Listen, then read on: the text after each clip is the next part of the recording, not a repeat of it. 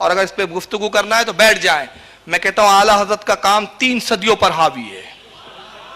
اتنا عظیم کام کیا اعلیٰ حضرت نے. اس کی ایک مثال دے دوں میں آپ کو حالت کا کام کیا ہے, بس ایک مثال. اعلیٰ حضرت تو میرا موضوع سکن ہے زندگی بھر کے, وہ تو میرے عشق کی جان ہیں, ان کے بغیر چین نہیں آتا جب تک کچھ بولے نہیں ان پر. ایک کتاب لکھی گئی اورنگزیب عالمگیر کے زمانے میں, فقہ حنفی میں اختلاف. ایک ہوتا ہے قول, مفتہ بہی قول, غیر مفتہ بہی قول, متنازع قول, متنافع فی قول, دنیا بھر کے اقوال ہے فقہ میں. اب عوام بیچاری کیا کرے؟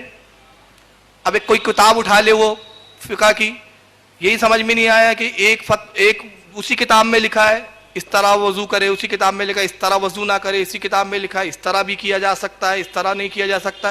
سب اقوال, سب روایتیں موجود ہے. اب علماء تو سمجھ لے رہے کہ بھائی اس میں مفتہ بہی قول کون سا ہے, یعنی وہ کون سا قول ہے جس پر عمل کیا جائے گا, جس پہ فتویٰ دیا جاتا ہے. عوام نہیں سمجھ سکتی. اورنگزیب عالمگیر رحمۃ اللہ علیہ نے کیا کیا, تمام جلیل القدر وقت کے جیر علماء کو جمع کیا. انہوں نے کہا کہ عوام کی سہولت کے لیے وہ مسائل جس میں جتنے دن لگتے بحث کر لو, جتنے اختلافی مسائل ہیں خوب بحث کرو, خوب بحث کرو, اور جو اتفاق سے مسئلہ حل ہو جائے اس کو ایک کتاب میں جمع کر دیا جائے. میں چاہتا ہوں ایک ایسی کتاب, ایسی ضخیم کتاب ایک ترتیب دے دی جائے. 500 علماء کی ٹیم تیار ہوئی.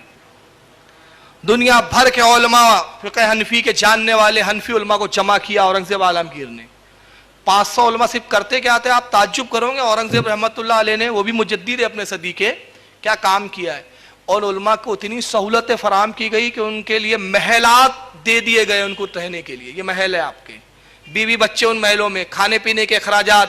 حتیٰ کہ علماء کہتے ہیں کہ جب وہ چلتے اور مسئلے پہ غور کر رہے ہیں, سوچ رہے ہیں, کچھ خیال آ گیا, لکھنا چاہتے ہیں, تو قلم لانے کی ضرورت نہیں, کاغذ لانے کی ضرورت نہیں, کاغذ اور قلم لے کے خادم کھڑا ہوا ہے, لکھ لیجیے حضرت. اتنی سہولتیں. 500 علماء روز رات میں گفتگو ہوتی, میٹنگ بیٹھتی, ایک مسئلے پہ خوب بحث ہوتی, خوب چرا ہوتی, اتفاق ہوتا ہے یہ اس مسئلے پہ فتویٰ دیا جائے. فتویٰ دیا جاتا, اورنگزیب عالمگیر کی بارگاہ میں خدمت میں پیش کیا جاتا. اورنگزیب غور کرتے. کیوں؟ کیونکہ علماء یہ بھی عالم تھے اور اس وقت کے مجدد تھے.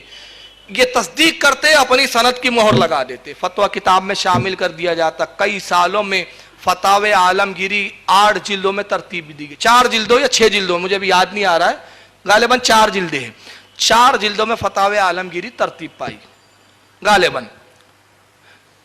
اب کتنا روپیہ خرچ ہوا پورا تاریخ میں اس کا لکھا ہوا ہے. اس زمانے میں آج کی بات نہیں کر رہا ہوں میں, اس زمانے میں 30 لاکھ روپے قریب خرچہ ہوا تھا اس زمانے میں.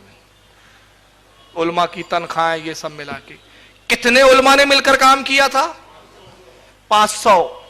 یہ اورنگزیب عالمگیر کی بے شک خدمت ہے, اور اورنگزیب عالمگیر کا یہ احسان ہے امت پہ کہ فتاوی عالمگیری جیسی فقہ حنفی کی کتاب عطا کی.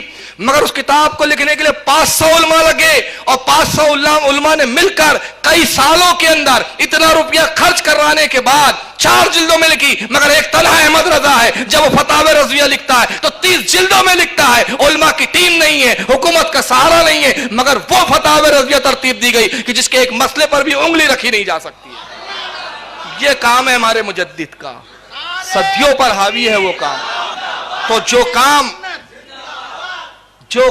500 علماء جید علماء نے مل کر کیا, وہ تنہا امام احمد رضا کی ذات نے کیا ہے.